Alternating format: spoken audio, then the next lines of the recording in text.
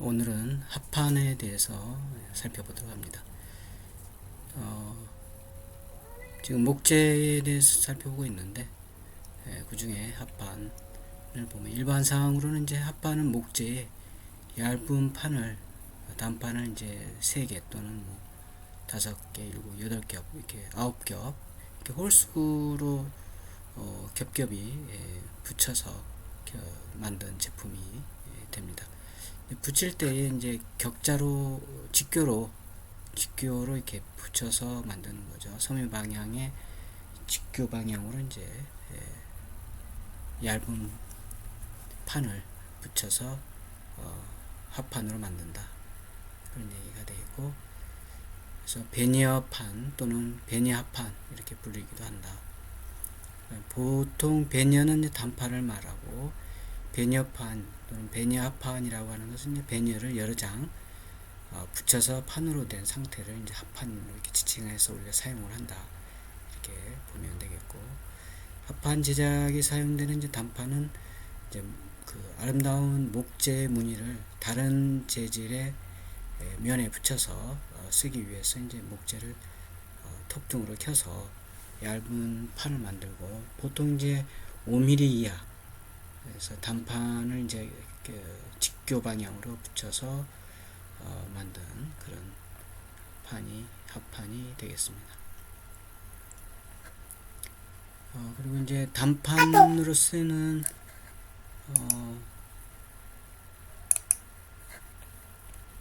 그 합판에 보면 수입재인 나황이 이제 많이 쓰이고, 소나무, 삼나무, 오동나무, 느티나무, 단풍나무, 참나무, 벚나무, 이런 것도 이제 쓰입니다. 단판 제작용 목재가 바로 합판 제작에 사용되는 목재가 되겠습니다. 단판을 만드는 방법은 이제 회전절삭법 또는 톱절삭법, 직제법, 반음 회전절삭법, 이런 것들을 통해서 얇게 이제 단판을, 넓고 얇은 판을 이렇게 만드는 거고, 그걸 이제 홀수로 이렇게 붙여서 그 무늬의 직교 방향으로 이렇게 겹쳐서 붙이는 거죠. 그런 다음에 이제 건조해서 사용하는 그런 합판이 되겠고, 뭐 샌드페이퍼로 이제 금 마감질하는, 그래서 제품화 시키는 거죠. 합판의 품질은 이제 단판 재질과 접착제의 좋고 나쁨에 이제 따라서 결정된다. 아무래도 이제 단판이 어떤 거냐, 그리고 접착제가 이제 어떤 거냐에 따라서 붙여서 만드는 것이 합판이기 때문에 합판의 그 재질도 결정이 된다, 이렇게 보면 되겠습니다. 그 다음 합판의 특성을 보면, 함수율의 변화에 의해서 신축 변형이 좋고 방향성이 보완되어 방향에 따른 이제 강도의 차이가 없다.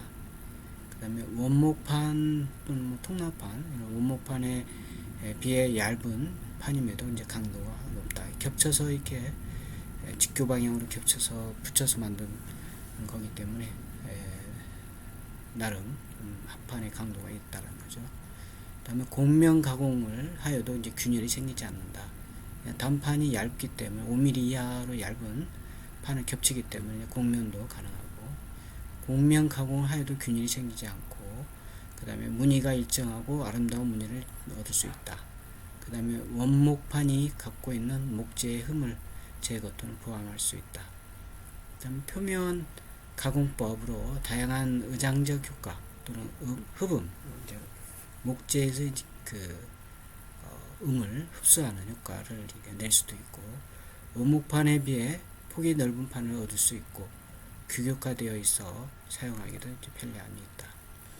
합판은 주로 이제 내장용 천장, 또 뭐 칸막이 벽, 내벽, 바탕재, 바닥 바탕재, 마감재 이런 데 이제 많이 쓰이고, 겉부집 재료도 이제 목재로, 목재 겉부집 같은 경우는 이제 쓰이기도 합니다.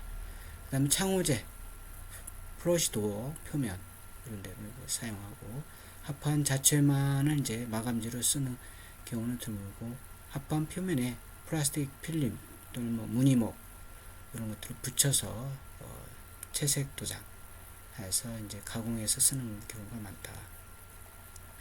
종류를 보면 표면 상태 또는 기능에 따라서 분류를 해보면, 표면 상태에 의한 분류는 이제 보통 합판, 특수 합판. 특수 합판에는 이제 무늬목, 화장 합판 등 어떤 치장 목적의 합판, 그 다음에 허니코어 합판 이런 게 있고, 그 다음에 기능에 의해서 분류해 보면 방화 합판, 방부 합판, 방충 합판이 있습니다. 보통 합판은 원목 재질 그대로 단판을 붙여서 이제 표면에 어떤 것도 붙이지 않는 상태, 그리고 이제 칠하지 않는 상태를 보통 합판이라고 하고, 제조 방법에 따라서 이제 일반, 무치, 방충, 난연 합판 이런 것들로 이렇게 구분할 수가 있습니다. 그다음에 접착성에 따라서 내수, 준내수, 그다음에 비내수 합판 이렇게 구분하고, 판면의 품질, 겉모양에 따라서 1급, 2급 이렇게 나누기도 합니다. 그 다음에 무늬목 치장합판은 보통 합판의 표면에 목질 특유의 이제 미관을 살리기 위해서 어떤 궤목, 티크, 어떤 뭐 기타 결 이런 것이 이제 좋은 얇은 무늬목을 붙여서 치장용으로 이제 쓰는 합판으로 되는 거죠. 그 다음에 멜라민 합판, 화장 합판인 보통 합판 표면에 얇은 무늬목이나 프린트 종이 이런 것도 붙여서 이제 치장하는 형태의 목적으로 사용하는 거고, 그 위에 멜라민 수지를 붙여서 입혀서 이제 치장하는 합판이 되겠습니다. 그 다음에 폴리에스테르 화장 합판은 이제 표면은 멜라민 화장 합판하고 이제 같고, 그 위에 이제 폴리에스테르 수지 이렇게 입혀서 치장하는 합판이 되겠고, 염화 비닐 합판, 화장 합판은 이제 치장 합판의 표면에 염화 비닐 수지의 시트나 색상 이런 것들, 이 색상의 필름을 이제 씌워서 또 컬러를 입힌 치장 합판이 되겠습니다. 그 다음에 프린트 합판은 보통 합판의 표면을 미관이 좋게 하기 위해 여러 가지 모양의 무늬를 인쇄물로 가공해서 만든 합판이 되겠고, 그 다음에 도장 합판, 보통 합판 표면에 이제 투명 도료를 칠해서 이제 광택을 낸 합판이 되겠습니다.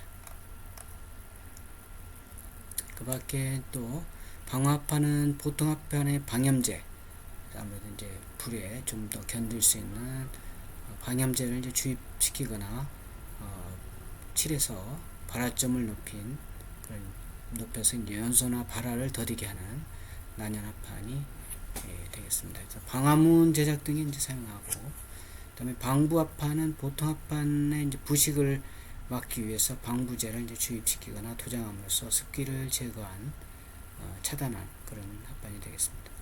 그 다음에 허니코어 합판은 두꺼운 합판의 중량을 줄이고 강성과 단열성을 높이는 그런 목적으로 이제 심재로 페놀 수지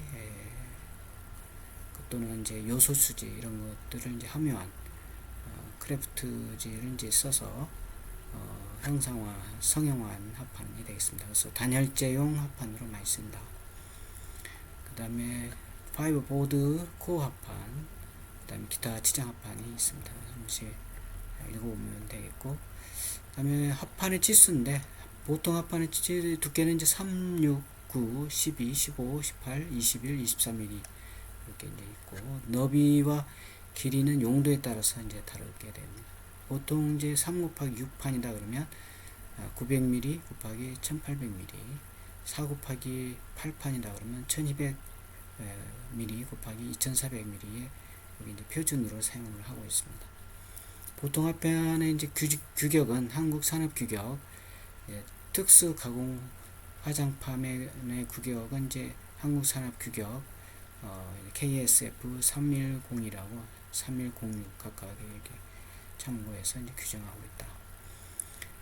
그리고 여기 이제 단판이 이렇게 겹쳐서 이렇게 있는 거죠 지금. 그래서 이 아래 단판이 이렇게 이제 있고, 그 다음에 그 위에 판이 이 결이 이렇게 있는 결이면 이제 그 위에 결은 이제 이렇게 있는 거죠. 이쪽 방향으로. 그래서 그 다음 위에는 또 이렇게 결이 직교로 이렇게 붙이는 거죠. 이제 무늬 치장 합판, 염화 비닐 화장 합판, 멜라민, 그다음에 폴리에스테르 이런 것도 있습니다. 아까 살펴본 합판을 이제 그림을 한번 보면 이렇게 되겠죠. 그다음에 프린트 합판 마찬가지 이제 프린트를 이렇게 프린트지를 입히는 거죠. 압착해서 부착해서. 그다음에 도장 합판, 파이버, 보드 코어 합판, 허니 코어 합판 이렇게 되어 있습니다. 그 다음에 이제 목재 마루판이 있어요. 일반상을 보면 이제 무늬가 아름다운 참나무, 나왕, 미송, 아피톤 이런 것들을 사용해서 인공 건조한 판재 제품, 이게 이제 목재 마루판이 되고 내마모성도 좋고 내수성, 감촉성 이런 것들이 이제 양호한 편이고 자연적인 질감에 의한 아름다움과 미려한 남결, 다양한 색깔로 만든 이런 것들이 이제 우수한 목재 마루판을 이제 쓸 수 있는 거죠.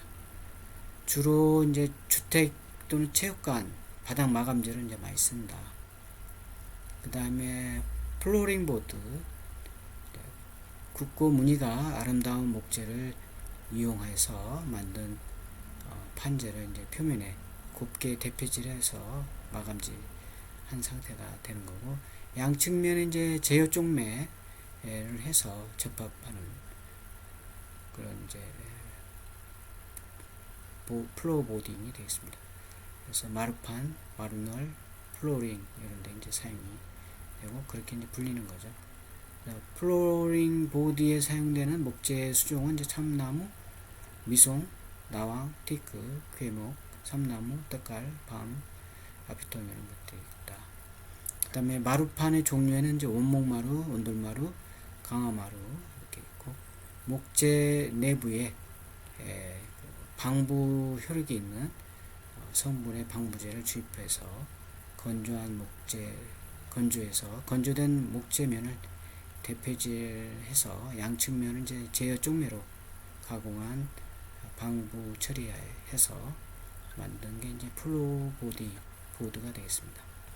그 다음에 원목 마루, 원목을 그대로 사용한 그 천연 목재를 인공 건조시켜서 마구리면을 이제 제어 쪽매로 가공해서 만든 마루판이 되겠습니다. 결국 이 마루판을 깔 때 마루판이 이렇게 있으면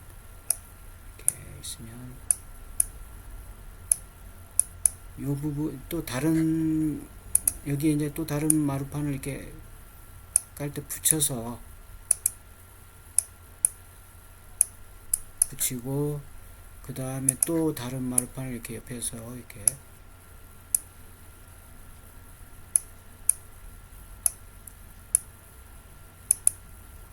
붙여야 되겠죠. 이렇게. 그래서 요때 여기 붙일 때 요 사이가 제어 쪽매로 이렇게 되어 있다는 얘기죠. 이렇게 이런 식으로 되어져 있고, 또 반대쪽은 이제 이렇게 튀어나와져 있겠죠. 이렇게 들어갈 수 있게끔.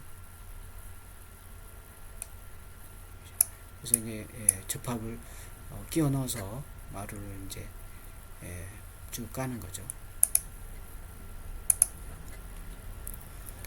수종으로는 이제 주로 활엽수인 참나무, 단풍, 자작나무 이런 것들이 쓰이고 그리고 이제 천연 목재로서 이제 흠이 있거나 건조가 불충분하면 뒤틀림 등의 변형이 생기니까 이제 주의를 해야 되겠고, 천연 목재의 두께는 이제 0.6에서 2mm 다양하고, 그다음에 원목 마루의 표면은 3에서 5mm 두께의 무늬목을 이제 접착해서 사용을 하기도 합니다. 그리고 원목 마루는 다른 마루판에 비해서 가격이 이제 비싸고 수분에 의한 변형이 생기기 쉽지만 습도 조절 능력이 뛰어나고 우수한 천연 질감, 그다음에 색상 이런 것들이 이제 장점이죠. 그 다음에 온돌마루 합판을 이제 심재 즉 바탕재로 이제 사용하고 그 표면에 0.1에서 1mm 두께의 이제 무늬목을 이제 접착해서 합성 수직의 도료를 이제 코팅한 상태로 만든 마루판이 되겠습니다. 온돌마루는 이제 원목마루의 단점인 온도, 습도에 의한 수축 팽창, 뒤틀림 이런 것들 조금 더 보완해서 최소화시키기 위해서 이제 만든 제품이다. 이렇게 보면 되겠고, 단점으로는 이제 내구성이 좀 약하고 변색, 퇴색이 되고 습도 조절 능력이 좀 떨어지는 그런 특성이 있고, 표면에 접착제 무늬목의 긁힘, 수분, 기름 이런 것들이 이제 오염되면 상당히 이제 변형이 발생할 수가 있습니다.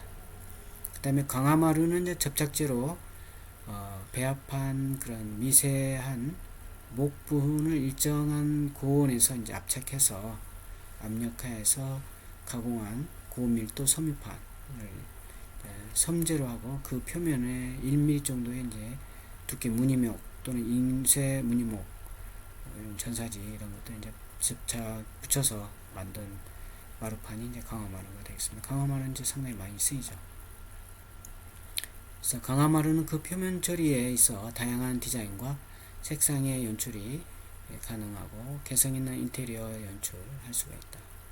또 충격에 강해서 내마모성, 내압인성 이런 것도 이제 좋고 청소, 유지 관리도 이제 쉽죠.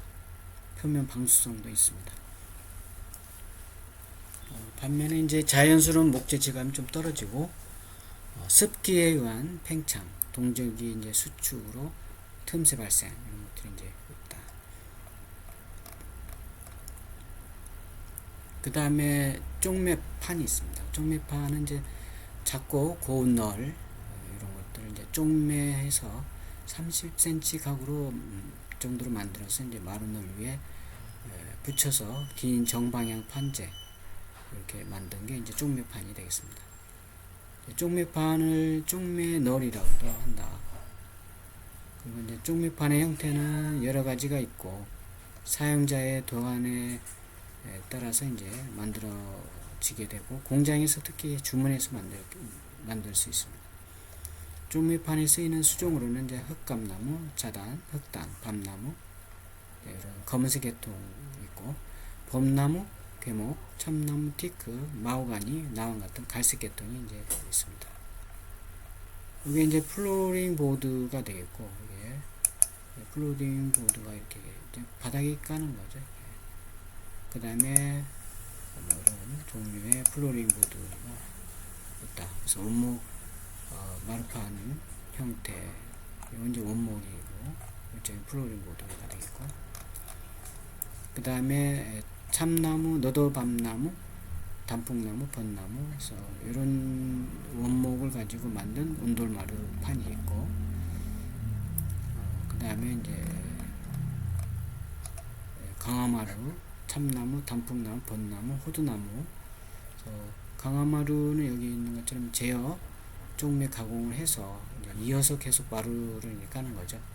그 위에 이제 고밀도 섬유판, 세라믹 처리하고 무늬목, 전사지 붙여서 이제 마무리하는 거죠. 그 밖에 이런 형태가 있습니다. 그 다음에 쪽매판 이런 형태, 정사각형 형태로 이제 만든 이제 무늬를 둔 상태죠.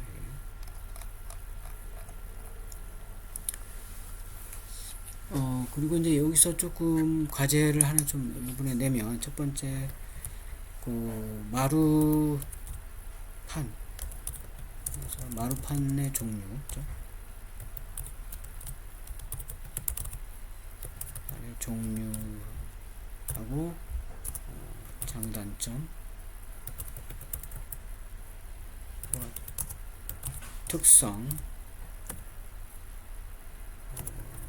및 시공 시 안전 사항,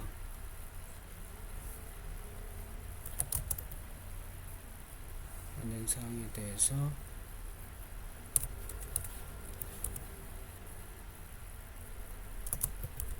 조사 자, 요게 이제 요번에 그 레포트 하나 좀 하면 이렇게 되겠어요. 마루판의 종류, 장단점, 특성, 그리고 이제 시공심, 이제 마루판 시공할 때 그 안전사항이 어떤 것이 있는지 이런 것들을 한번 조사해가지고 PPT나 아래 한글로 조사해서 정리해서 카페에다가 암호 설정한 다음에 제출하면 되겠습니다. 그 다음에 이제 무늬목이죠. 무늬목은 이제 아름다운 나뭇결 또는 색깔을 이제 갖고 있는 원목을 종이처럼 얇게 켜서 시트 또는 롤 형태로 만든 제품이 되겠고, 그래서 균일한 이제 두께로 얇게 절삭된 박판의 목재를 이제 우리가 무늬목이다 이렇게 얘기하고, 두께는 이제 보통 0.2mm 정도 얇은 판으로 만든다. 1mm 이상의 두께로 해서 뒷면에 천이나 종이 등을 붙여서 판으로 만드는 경우가 있다. 무늬목은 이제 실내 벽체 마감에 이제 주로 사용하고 장식적인 목적으로 이제 쓰이게 된다. 또한 이제 합판 등의 표면을 치장하는 데도 쓰인다. 특징을 보면 합판 등의 표면에 가열, 가압 방법을 부착시켜서 원목의 질감을 나타내고 표면을 이제 아름답게 장식하거나 그럴 때 이제 사용을 하고, 무늬목은 원목의 수정에 따라 색상과 표면의 패턴이 이제 다르고 용도에 적합한 선택이 이제 필요하다. 무늬목이 이제 아름다운 나뭇결 색깔을 이용해서 합판 등의 소재 표면을 장식하는 역할을 하는 장점이 있고, 반면에 이제 소재 표면에 부착할 때 이제 그 접착제 불량으로 인해서 떨어져서 들뜸이 있는다든가 이런 터짐이 생기기도 한다. 이것은 이제 시공할 때 만들 때 이런 게 생기지 않도록 조심해야 되겠죠. 종류를 보면 무늬목은 원목의 나뭇결 색깔에 따라서 이제 종류가 나뉘는데, 원목의 수종만큼 이제 많다. 이렇게 뭐 여러 가지 수종이 있으니까 종류도 이제 여러 가지가 있게 되는 거죠. 뭐 벚나무, 너도봄나무, 버드나무, 단풍, 참, 호두나무, 홍송, 미송, 테이크, 기타, 부빈가, 왠지, 흑단, 마호가니 이런 것도 있고, 보통 합판의 그 표면에 무늬목을 붙인 무늬목 치장 합판 이런 게 있고, 합판 플로링 보드의 표면에 무늬목을 부착시킨 무늬목 치장 합판 플로링 보드 이런 게 이제 있고, 시중에는 이제 합판 마루 무늬목, 강화 마루 무늬목, 원목 마루 무늬목 이런 것도 이제 판매되고 있다, 생산되고 있다 이렇게 보면 되겠습니다. 무늬목 제조는 원목 확보, 그 다음에 제재, 그 다음에 그 제재목이 이제 면을 다듬은 다음에 이제 볼링 또는 뭐 삶아서 연하게 이제 한 칼뜨기를 하게 되는 거죠. 이제 무늬목을 뜨는 거죠.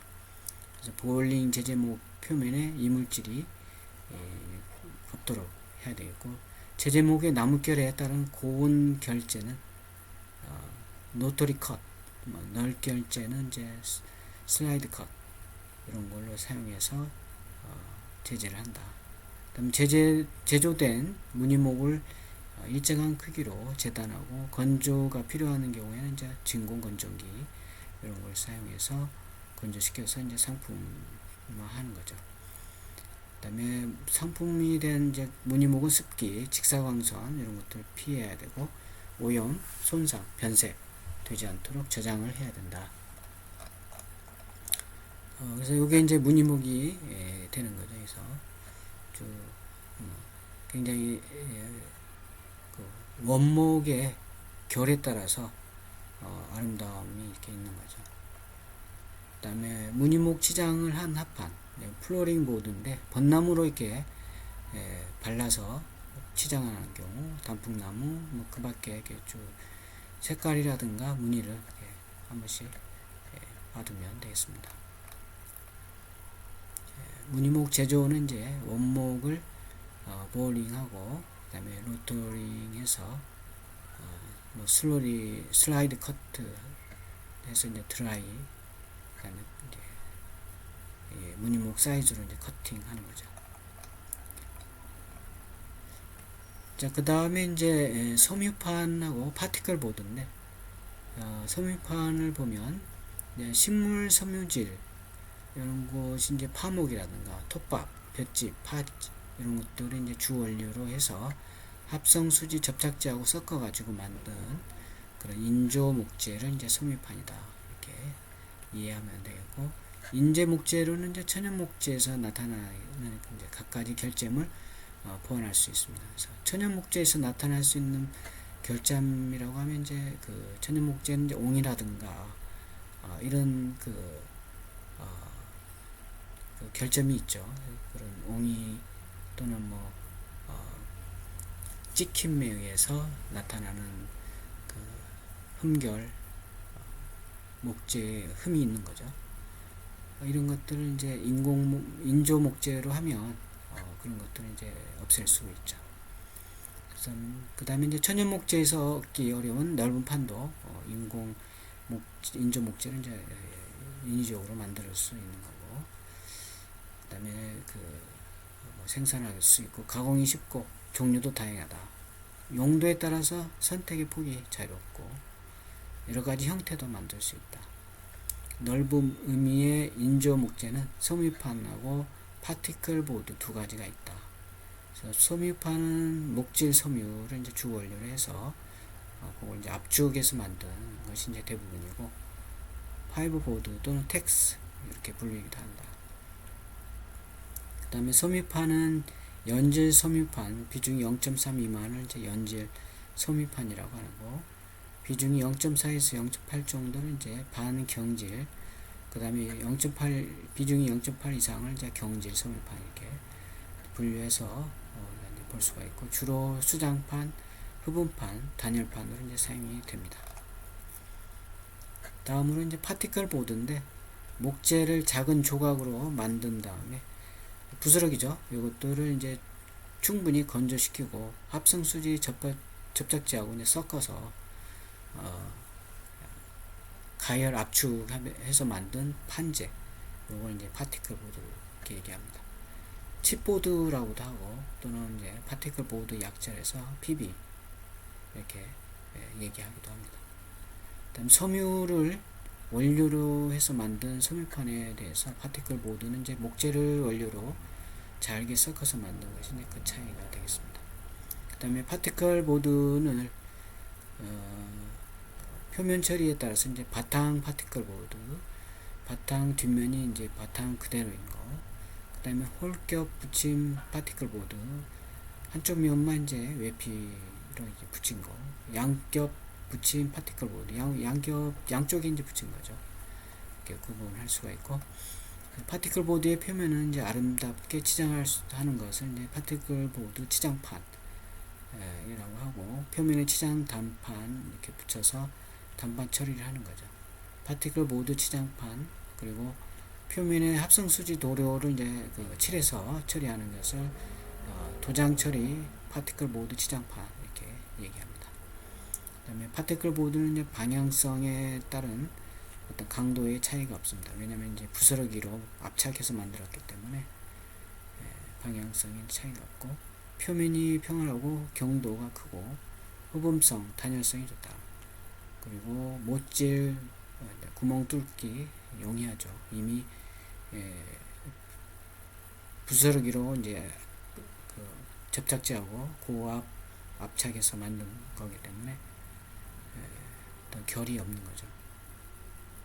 그리고 가공이 용이하고 접착성이 우수하고, 벽이나 천장 등 수장재, 칸막이 벽재, 가구재 이런 데 이제 많이 쓰입니다. 이게 이제 섬유판이 되는 거죠. 섬유판. 그다음에 여기 파티클 보드. 이거 이제 파티클 보드 표면에 붙인 거죠. 치장을 한 상태고, 요거 이제 요건 그 치장하지 않는 바탕 파티클 보드가 되겠고, 요건 치장한 부분이 되겠습니다. 그 다음에 이제 MDF하고 OSB가 있습니다. MDF는 요것도 이제 어떻게 보면 섬유판이나 파티클 보드처럼 어떤 그 부스러기를 고압 압착해서 만든 형태가 되는데 이제 중밀도 섬유판을 의미하는 것이다. 그래서 섬유판의 반경질 섬유판에 해당하는 거고, 나무 조각을 파쇄 또는 원목을 가공할 때 생기는 톱밥. 톱밥이 이제 그 잘게 부스러져 있기 때문에 그런 목질 섬유를 고온 펄스로 이제 만들어서 얻은 목섬유를 이제 액상에서 그 합성 수지 접착제하고 첨가해서 열과 압력 고압으로 이제 만든 제품이 되겠습니다. 그 다음에 MDF는 이제 천연 목재판보다 이제 재질이 균일하고 강도가 크고 변형이 적고 기계 가공성, 접착성 이제 좋습니다. 실내 건축에 많이 사용하는 제품이 되겠고, 실내 마감 공사에 합판 대용으로 이제 다양한 형태의 시공이 용이하고 마감이 깔끔합니다. 또한 정확한 치수를 요구하는 그런 부위에도 이제 각도라든가 이런 걸 이제 살려서 쓸 수 있고, 또 몰딩 일반 목재 대신에 이제 사용하기도 합니다.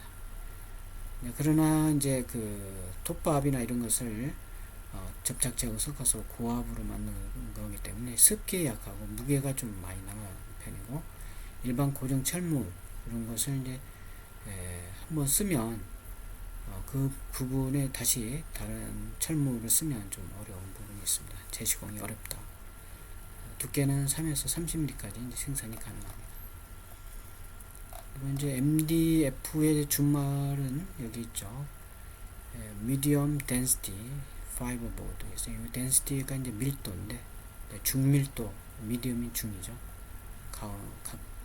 중간 의미로 이제 MDF라고 하고, 그 다음에 OSB는 직사각형 약 35에서 75cm, 75mm 크기로 자른 얇은 나무 조각을 서로 직각 방향으로 이제 겹쳐서 배열해서 방수성 수지로 강하게 이제 압축 가공한 보드 판을 이제 OSB 이렇게 얘기합니다. 그래서 OSB에는 이제 Oriented Standard Board 이렇게 약자로 되어져 있고, 판넬의 강도와 안전성을 높임으로써 소요 강도를 지닌 합판 그와 이제 유사한 판상 제품이 되겠습니다. OSB는 이제 파티클 보드의 한 종류가 되고, 파티클 보드에서 사용하는 나무 조각은 이제 다른 제품 제조 과정에서 나온 부산물인 반면에, 이제 OSB는 이제 이 조각은 얇은 나무 조각은 원목에서 잘라내서 만든 것이다. 여기 이제 파티클 보드하고 좀 차이가 있는 거죠. 그래서 강도나 경도가 이 파티클 보드보다는 이제 OSB가 좀 더 양호한 편이죠. OSB는 이제 실내 건축에서 주로 칸막이 벽이나 가구 제작 그런 데 쓰이고 있다. 아마 MDF는 많이 봤을 거예요. 그 다음에 이제 OSB는 이제 목조 건물, 목조 주택이라든가 이런 데 이제 가보면 이런 판이 있죠. 이게 이제 OSB 판이 되겠습니다. 다음으로 이제 집성 목재하고 이제 적층 목재인데, 집성 목재는 이제 양질의 소형 각재 또는 두께가 1.5에서 3cm 얇은 판재, 각판재 이런 것들을 이제 모아가지고 섬유 방향으로 이제 여러 겹을 겹쳐서 만든 거죠. 그때 이제 겹칠 때 접착제가 들어가요. 그래서 집성해서 만든 거다 해서 집성 목재 이렇게 얘기를 합니다. 그래서 집성 목재는 이제 대단면 또는 장대재, 상당히 이제 집성 목재의 강도가 크고 양호하기 때문에 그 긴 스팬의 공간 이런 데 이제 사용이 가능하죠. 그리고 이제 완곡재 이런 것들도 만들 수 있습니다. 아름다운 외관과 균일한 품질을 만들 수 있고, 충분하게 이제 건조를 하게 된 각판재를 사용함으로써 집성재의 뒤틀림이라든가 비틀림이라든가 변형 이런 게 이제 생기지 않는 인공 목재를 만들 수 있다라는 게 이제 특징이 되고, 구조용재 재료로 이제 많이 쓰이고, 물론 이제 그 장식 재료용으로 쓰이기도 합니다.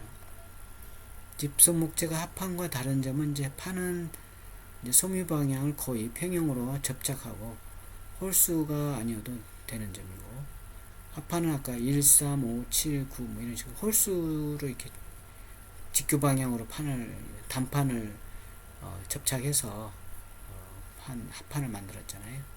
그거하고는 좀 다르게 홀수가 꼭 아니어도 된다.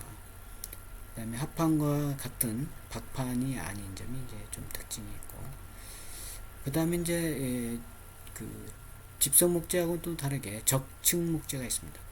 그래서 합판에 쓰이는 단판과 같이 단판이 박판이 아니라 두께가 1.5에서 5cm의 판을 섬유 방향으로 이제 여러 장 겹치거나 수십 장 겹쳐 쌓여서 접착한 것으로 이제 적층 목재가 있습니다.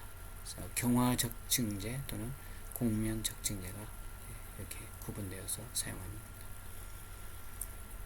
먼저 경화 적층재는 이제 합판의 단면에 페놀 수지 등을 침투시켜서 열합해서 만든 것이고, 계량 목재의 일종이다. 그래서 강화목이라고도 하고, 판재와 다른 점은 단판의 섬유 방향을 이제 판재는 이렇게 합판은 직교 방향으로 했지만 경화 적층재는 그 섬유 방향이 이제 평형으로 이렇게 겹쳐서 만든 적층재가 되겠습니다. 단판의 수는 이제 수십 배 이르는 경우도 있다. 가볍고 강도가 소재의 3에서 4배에 이르고 마모되기 쉬운 부분에 사용하기 좋으나 값이 좀 비싼 편이다. 그 다음에 곡면 적층재가 있습니다. 적층 방법을 이용해서 곡면재를 만드는 것이다. 적층재의 본래 목적은 곡면재를 만들 수 있는데 있다. 여기 이제 본래 목적이 되는 거죠. 그래서 곡면을 만들 때 이제 적층해서 만드는 재료가 되겠습니다.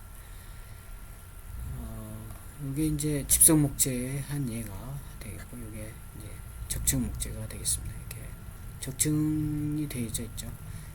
요건 이제 그 집성 목재는 같은 방향으로 이렇게 해서 만든 목재, 인공 목재가 되는 거죠.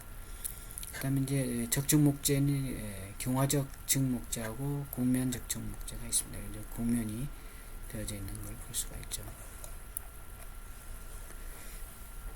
그 다음에 이제 목재 루버, 그래서 코펜하겐 리브판, 장식 이런 벽체가 있는데, 목재 루버는 이제 여러 장을 맞물려 끼울 수 있도록 긴 방향 양쪽 옆면을 제어 쪽매로 만들어서 목재 패널 형태로 만든 제품이 되겠습니다. 루버를 사용해서 만든 판벽, 제어 쪽매 판벽 이렇게 불리기도 하고, 루버는 주로 이제 목조주택 내장 마감재를 사용하고, 일반 건축물에서는 실내벽 장식용으로 이럴 때 이제 사용을 합니다. 실내벽이 사용하는 판넬로서 인테리어 월 판넬이라고도 한다. 그 다음에 실내벽의 나무 색깔과 향기를 그대로 나타낼 수 있고, 여러 형태의 목재 루버를 사용함으로써 목재 특유의 효과, 장식적 효과 이런 것들을 이제 얻을 수 있죠. 그리고 실내 쾌적한 분위기도 만들 수 있습니다. 그 다음에 목재 루버는 이제 주로 옹이가 있는 유절재, 옹이가 없는 무절재 이렇게 있는데, 유절재가 이제 주로 옹이가 있는 유절재의 형태의 수정이 되겠습니다. 장식적인 효과를 나타내기 위해서 표면에 여러가지 색상, 모양 이렇게 만들기도 한다. 규격에 따른 기성 제품이 있고, 또는 주문 제품을 만들 수도 있고 그렇습니다. 그 다음에 이제 코펜하겐 리브판이 있는데 나머지를 한번 좀 읽어보고, 코펜하겐 리브판은 이제 집회장, 강당, 영화관, 극장 이런데 이제 음을 조절할 수 있는 효과가 있는 그런 판재가 코펜하겐 리브판이 되겠습니다. 두께는 50mm, 너비는 약 100mm 정도의 긴 판의 표면을 자유곡면으로 판에서, 자유곡면을 판해야 그 음이 갔을 때 음을 흡수하거나 이렇게 하면서 이제 음향을 조절하는 거가 되겠죠. 또는 수지 평행선으로 되도록 리브를 만들어서 목재의 공장 제품으로서 단면형은 이제 설계에 따라서 이제 선택하게 된다. 이렇게 되고, 코펜하겐 리브판의 형식으로 된 루버를 이제 코펜하겐 루버 이렇게 불리기도 하고, 목재 루버와 유사하다 해서 코펜하겐 리브판 또는 목재 루버 이렇게 얘기도 합니다. 목재 루버는 대부분 이제 코펜하겐 리브판과 같은 표면에 리브를 만들지 않는 것이 이제 좀 다르다. 그리고 코펜하겐 리브는 이제 덴마크의 코펜하겐 방송국 벽에 음향 효과를 내기 위해서 이제 처음 사용했다고 합니다. 그래서 명명을 이제 코펜하겐 리브 이렇게 붙인 거가 되겠고, 오린목을 특수한 쉐시로 해서 사용한 시초가 되겠습니다. 그 다음에 목재 장식 벽체. 벽체는 벽면을 목재로 장식하기 위해서 만들어진 벽마감용 판재, 각재 이런 것들을 써서 만드는 거죠. 그래서 목재 장식 벽체는 다양한 색깔과 나무결을 만든 목재 사용하고, 실내 장식적인 효과를 나타내고 습도 조절, 단열성 이런 것들이 좋다. 그 다음에 벽체 자체가 무공해 요소로서 주거 환경에도 이제 유익하고, 사무실, 호텔, 상업건물, 주택 등에도 많이 쓰입니다. 목재 장식 벽체에 사용하는 판재의 두께는 5mm, 10mm 쭉 있고, 너비는 120mm부터 240, 길이는 1400mm, 1800mm, 3600mm 정도가 됩니다. 크기의 좁은 판재이고, 각재는 두께가 5mm, 10에서 22mm 정도, 정사각형 또는 직사각형 작은 각재가 있게 됩니다. 나머지를 한번 읽어보면 되겠습니다. 그래서 여기 나온 것처럼 이제 각재, 목재에 대한 유절제, 그다음에 요건 스프러시 루버의 유절제, 요건 이제 항목 루버의 유절제, 그다음에 요건 매드파인 루버의 유절제, 무절제, 무절 유절. 요건 이제 이런 옹이가 있냐 없냐죠. 이렇게 마찬가지. 요거에 의해서 이름이 붙여진 거고, 그 다음에 목재 루버. 이런 게 이제 목재 루버죠. 단순히 이렇게 해도 되고, 이렇게 무늬를 사용해서 벽체에 사용을 할 수도 있는 거죠. 이것도 마찬가지 되겠습니다. 그리고 이제 코펜하겐 리브의 단면인데, 이렇게 이제 라운딩 되거나 욱북 들어가서 소리하고 이제 부딪히면 간섭이 아니고, 요 코펜하겐 리브 표면에서, 벽체 표면에서 흡음 또는 음량 조절을 하는 거죠. 여러 가지 형태의 단면이 있습니다. 요거 이제 코펜하겐 리브에 사용한 목재가 되겠어요. 이런 식으로 이제 되는 거죠. 그리고 완성이 된 상태가 되겠습니다. 그 밖에 이런 형태도 있고, 이런 형태도 있습니다.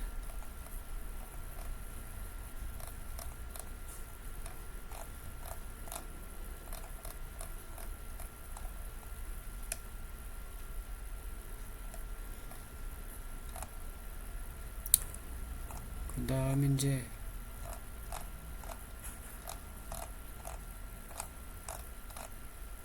코펜하겐 리브까지 했죠.